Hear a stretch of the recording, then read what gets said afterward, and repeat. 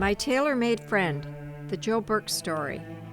Every once in a while we meet a truly unique but regular Joe who leaves a lifelong impression on us.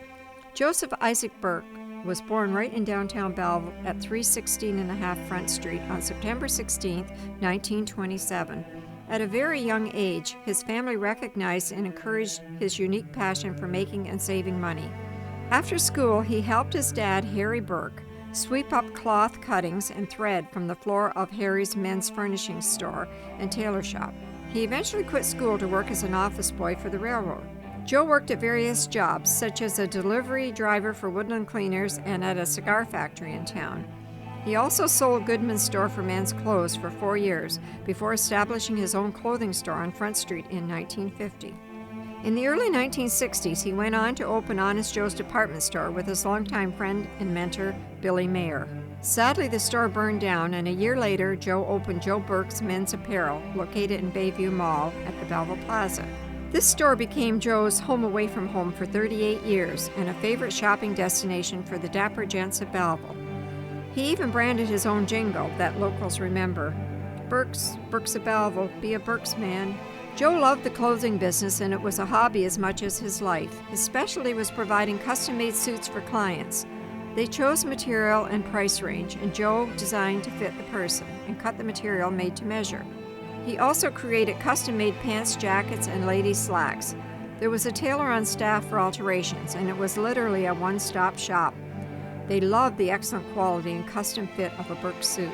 This writer was a brand new realtor in 1979 and spent a lot of duty time at the Bayview Mall kiosk beside Joe's store. We had many visits together, and he always kept one eye on the door if a customer or even someone he knows drops by to see him. Joe was a savvy businessman, and I learned a lot about salesmanship by just hanging around and listening to his stories. He knew everyone in town and introduced me as that hotshot real estate lady, Connie Carson. Give her a call. He and Ethel decided to retire in 1996, but that only lasted a couple of years before he made a comeback to Quinny's clothing scene. He opened Joe Burke's Apparel on the second floor at 257 North Front Street, specializing in custom tailoring, but soon branched out to an entire menswear store. On his 76th birthday in 2003, Joe and Ethel opened the doors at a new Burke's menswear store in downtown Belleville at 388 Front Street, selling suits, sweaters, shirts, pants, hats, and coats. Joe was fond of saying, "Retirement isn't for everyone. It takes you half your life to learn the business. If you love the business, why not stay in it?" In the spring of 2004, I connected with Joe again as we now worked a block apart on Front Street.